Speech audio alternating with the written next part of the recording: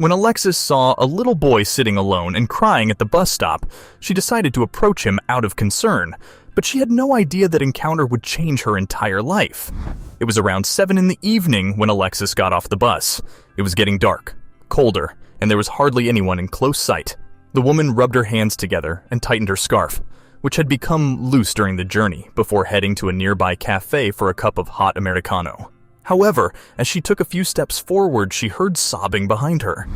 Alexis immediately turned around and saw a boy crying at the bus stop. He was shabbily dressed and appeared frail. She looked around the bus stand for other people, but nobody was in sight, so she decided to approach him. "Hey, little kid, what are you doing here alone? Where are your parents?" she asked gently. Alexis saw the boy's bright red eyes as he looked up. He appeared upset, and the puffiness under his eyes suggested he'd cried a lot. "My dad died when I was born," he answered between sobs. "I only have my mom, and I'm looking for her. She's supposed to come here. Did she tell you what bus she was taking or when she was going to arrive?" Alexis inquired. "Or if you have her contact number, I can call her for you." "No, you can't," he exclaimed. "I'm not sure how long it will take.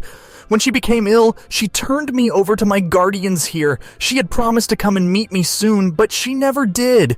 Did he come here alone? And why would his mother leave? Plus, he appears so sick and frail. Alexis was perplexed. "So, did you come here with someone to look for your mother?" she inquired, concerned. "No, I ran away from my foster home and came here," the boy said as he wiped away his tears. "I asked them several times when Mom would arrive. They sometimes avoided my question, or the usual response was that she'd be there soon, but she never showed up to see me, so I decided to track her down myself." "I see," Alexis sighed. "Would you mind if I helped you find her?" The boy's eyes lit up. "Can you really do that?" "Yes, I can, but first, you have to do something for me," Alexis replied. "I'll do anything. I just want my mother back." "Okay then. First and foremost, you'll have to wipe your tears and stop crying because your mom will be sad if she sees you like this," Alexis said. "Then you'll have to keep me company at the cafe. I hope I'm not the only one who'd love some hot chocolate and a cheese sandwich." The youngster quickly wiped away his tears and smiled. "Oh, I'd love that. But will you really help me if I do that?" "Yes, I would," Alexis replied, a smile on her face. "What's your name, by the way?" "My name is Kevin," the youngster said, smiling. "Kevin, you have a nice name. Would you like some cookies?" Alexis remarked as the two walked away to a nearby cafe. While Kevin was eating, Alexis couldn't keep her gaze away from him. Oh, poor soul, he really hadn't eaten in days. I wonder if he's safe at his foster home. She pondered. Suddenly, Kevin caught her staring at him. "Why are you looking at me like that? Is there something on my face?" "No, Kevin. I was just wondering if we should start looking for your mom tomorrow morning. You know, it's getting cold, and you'll fall sick if you stay out." "But what if Mom shows up, and we aren't there to greet her?" Kevin inquired, intrigued. "Don't worry, Kevin. I'll notify the cops about your mother. They'll track her down soon. Could you give me your address so I can drop you off at your house?" "No!" Kevin raised his head from his plate, his eyes wide with fear.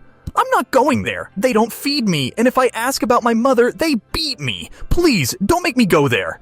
"What? Why didn't you tell me about it before?" Alexis was shocked. "Don't worry, I won't send you back there. Since when has all this been happening?" "Ever since Mom left them with me," Kevin sadly admitted. "I didn't tell you because I was afraid you'd make me go there. But now that I know you're nice, I know you won't send me back." Alexis's eyes welled up at Kevin's remark. The boy was indeed in trouble, as she'd suspected. So that evening, she took him home with her and decided to call the cops in the morning to report the incident. While Kevin slept comfortably, Alexis sat by his bedside, wondering why life had been so cruel for the little boy. At one point, she felt like keeping him with her, but the next day she decided to do the right thing, called the cops and informed them of the whole situation. Based on Kevin's statement, his guardians at the foster care were arrested, but unfortunately for Kevin, his mom was no longer alive. She was diagnosed with cancer but couldn't afford treatment and died a few months later.